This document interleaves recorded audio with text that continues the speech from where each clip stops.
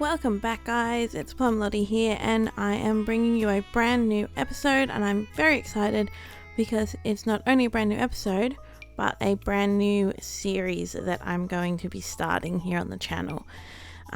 We will come back to the Daydream series, but I just thought we'd do something a little bit different, something a little bit less predictable and repetitive, and that is going to be a legacy challenge on the short lifespan. So I've been very inspired by little Simsy, who I've been watching a lot of lately, of her Nightmare series, Nightmare Legacy series I think she calls it, and it's just so much fun. Something new happens every episode, it's pretty hectic, and I just thought that it would be a good way to try different things that I don't normally do in The Sims.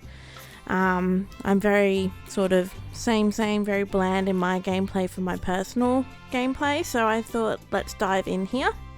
So we do have our founder Sim. His last name is Loomis and his first name is Blake, I think. And we've just created him.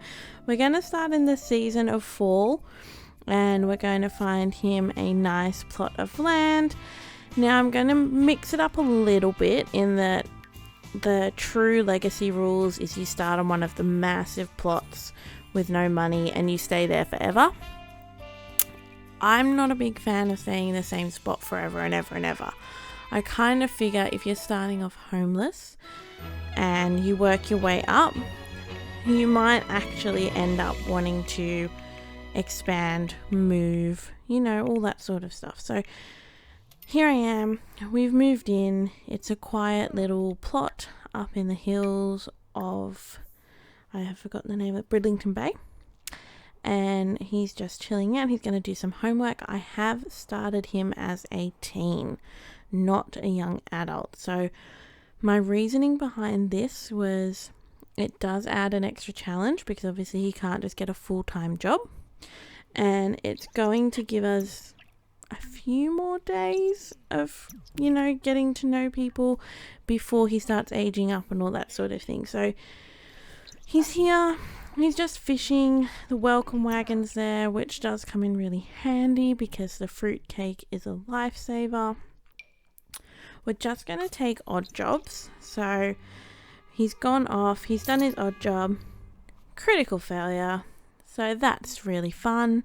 I think he earned a whole $13 there. So good job.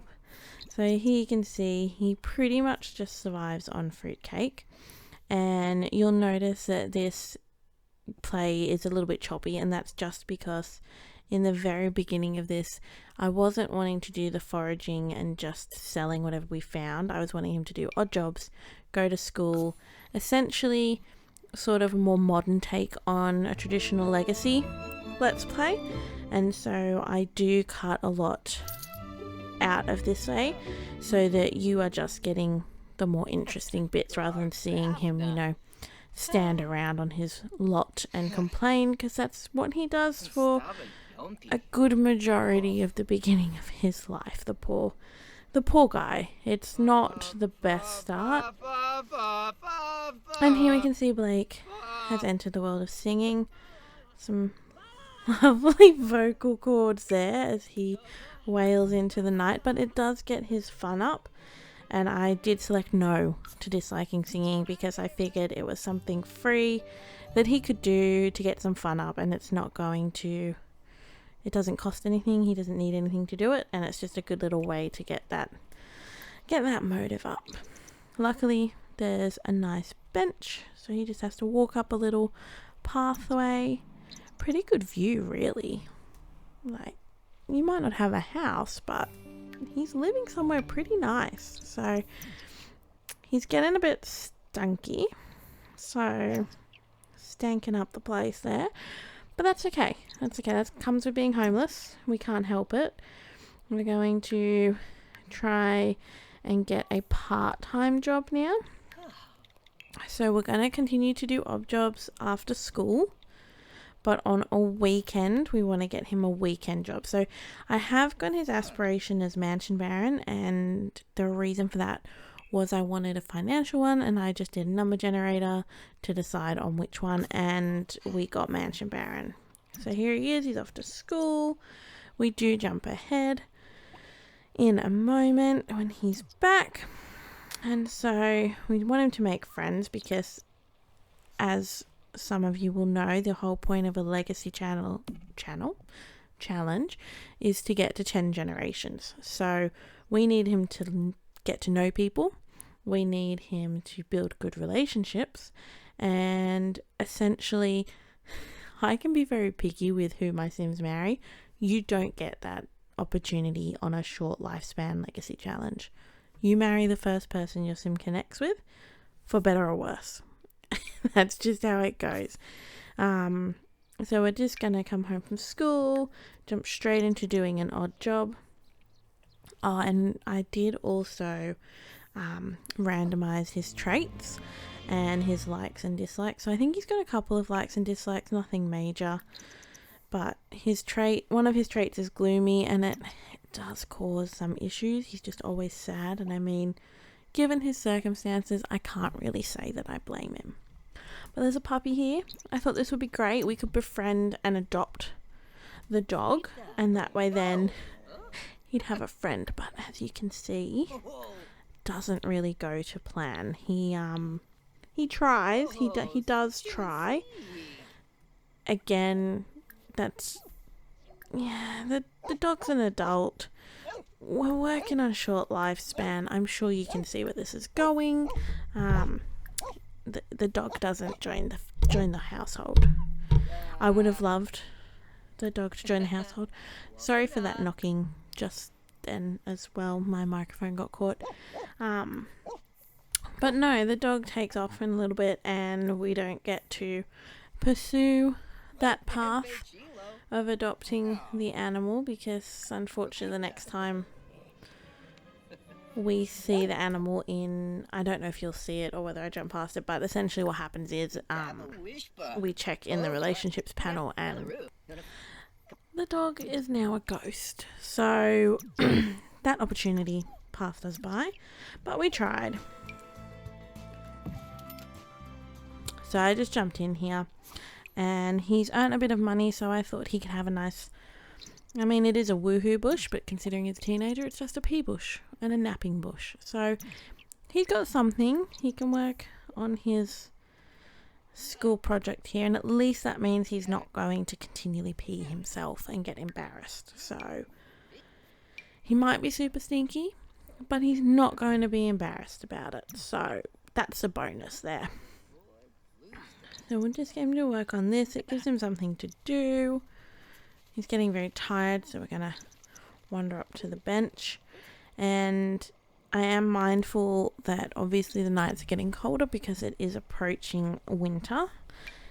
And I'm just wanting to try and get enough money here. So like I said, I wasn't wanting to forage and find a heap of stuff, but he'd got his school project. He had a few bits of plumbing pieces that he got from somewhere, probably fishing, and I thought we could sell those so that he could at least afford a campfire, so we're not going to freeze our, founder sim to death, because that wouldn't be a great start.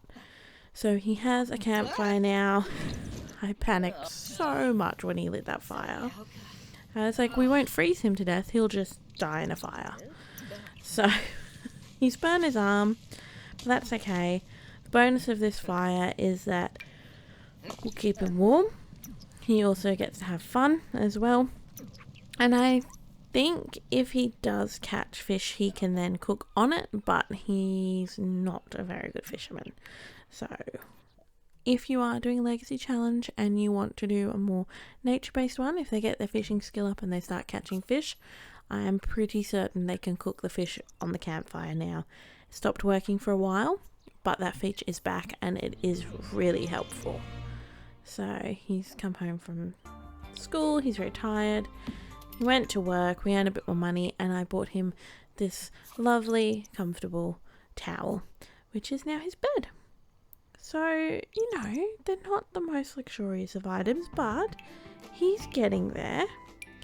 And we've obviously jumped quite ahead. He's done quite a few odd jobs. He's worked a couple of weekends now and his manual labourer job, which pays quite well, and is only in the morning, so we're still able to do odd jobs on the weekend. So I am doing the cheat build in terms of there's no actual money cheats or anything, but roofs don't cost you anything. So you can actually make a covered structure for free. And this will allow your sim to sort of weather the elements a little bit better than what they would, especially coming into winter time, than if he was just outside, because chances are he would just freeze to death. He doesn't have the appropriate clothes because all his outfits are the same. I thought that was a little bit more true to if you were homeless, you weren't going to have different outfits. Just where would you keep them? You have nowhere to store anything. So he's got the same outfit for every weather. I think in the summertime he just takes his top off. That's it. Like, there's nothing special. But he doesn't have any more layers to put on in winter. So just messing around here trying to get this to work. I was going to have it, obviously you can see here, so that there's a door that goes into that cavity of the roof. But the only problem with it is that if you have it down, as you can see, it doesn't work well for gameplay. You could do it. You could absolutely do it. Your Sims can move around in there. You can put a bed. You know, you can put objects in there. It would work. I don't like that you can't see the walls though. And then I was like, okay, well, I'll just put some walls in. But no. So you can see how quickly that chewed up my money. We went from almost 500 to 22. So we don't want to do that. So I end up getting rid of the door, having a look, see if it would work. We end up getting rid of the door. And I just extend... Oh, pardon me. I'm yawning. It is getting late. We just end up pushing the actual body of the roof closer together. So that space becomes a lot narrower. And I end up just extending the eaves out on one side of the roof. So it's a big overhang. Which makes sense because it supports itself anyway. Both bases are on the floor. It's a triangle. It's pretty structurally sound. It's not going to go anywhere. We're going to shrink both eaves all the way down and then just drag out the front. So you can do that by holding shift and then pulling on one side that you want, and it won't alter the other side. And that then leaves him essentially with a massive, you know, rigid tent. Basically like an old-fashioned hut that you might see in, I don't know, Vikings times or something along those lines. So he now has space. We've got money, like, so we've almost got 500 simoleons so we can afford a bed. We've got his fire there, so he's going to be toasty warm. So he can sleep, he can have fun. His hygiene has been a big thing in the beginning of this Let's Play, so we're going to get him a sink. I could have gone a cheaper sink here. However, I wanted the one that's going to, you know, it looks like it could operate outside, which would be this one. I believe I've also got on the off-the-grid feature on this lot, which means he can't use electricity or running water. So I thought that was accurate as well, considering he's just wandered up into this hillside and he's just sort of essentially made camp here. He hasn't really paid for any utilities to be put on because in my mind no one knows he's up here. You know, the tragic backstory of the Loomis family, maybe there was a big house fire, you know, somebody put a rug too close to the fireplace or tried to cook a grilled cheese sandwich and the whole house burnt down with the family inside, and maybe Blake was at school and when he came home it was tragic. It was horrible. It would also explain his gloomy predisposition, and he's just wandered up into the hills because he had no one left, and he's decided that he wants to better himself for himself and his future family, and that's where he's at. So that's Blake's background, that's his story. So I mean, I think he's doing better for himself. He started this Let's Play with a homework book and a cell phone, and he's now got a little hut. his own fireplace and sink and bed, and he's earning not too bad money. So it's a bit hit and miss with his part-time jobs that he does, or odd jobs should I say, but he's giving it a go. He's earning some money. He's getting there. He's still going to school. So rather than dropping out and just looking for work, he's decided to stay at school so that he can hopefully better himself education-wise. But he's doing pretty good. Fair dues to Blake. And I mean, he's tense because he's got no fun, but yeah, he's getting there. So we've got a little bit more money now. I'm just checking to see if we can afford... I'm popping in the tray and paint, and I think I checked to see if we can afford a toilet. And also, because I think we sold the toilet bush to be able to afford the bed and the sink. So the toilet bush is gone. No more. And so I think the next purchase we make is a toilet for him. And we pop that in once he's earned a bit more money. But I just put some dirt under there to make it look a bit more realistic, like a real hut would. Oh, $1,017. Good job. Here we are. So I'm just ducking in now to see if we can afford anything that's going to help with his needs. And it's a big fat no. We can't even afford an esky. So I would really like to get the barbecue drum, because I think that would be quite fitting. You know, maybe he's just found it, someone's thrown it away as trash and he's repurposed that. So the plans for this one, I have actually played quite a few hours now of this Let's Play, and I am very excited for you all to see it, because it gets funny, it gets stressful. As you can see, people he's already met are already starting to pass away and pass over to the other side. It's almost his birthday and we haven't been playing that long. I know I've jumped ahead, but I think it's only been 4 or 5 days. So it's definitely quick. You've definitely got to be on the ball. It's not going to be the kind of challenge where you can really get them to the top of their career unless they don't have any social interaction, which also is kind of not the point of a legacy challenge. So yeah, it's a fun time. It's very different to the other series, the Daydream series. Pop some suggestions for the name of the series. At the minute, I'll just put Legacy Challenge. But if we can sort of maybe come up with some cool snappy names, maybe I'll go with Loomis Legacy for now. But if you can think of any names for this series, please pop them in the comments. I'd be really interested to see what we come up with, because, like I say, it gets hectic. But here we go, we can afford a toilet. So I do treat him to that. I get him none of these toilets look like they should be outside. I think I would like to see maybe like a camping toilet. So we have a camping shower from the Outdoor Adventure Pack, but I think an outdoor toilet would be good. That's not obviously a toilet block, but something along like that looks more like this sink looks, or looks more like, I don't know how to explain it, but yeah, just looks a bit more rugged and a bit more outdoors. Would make more sense. So we've popped those in. I was trying to find something that suited it better, but obviously I couldn't.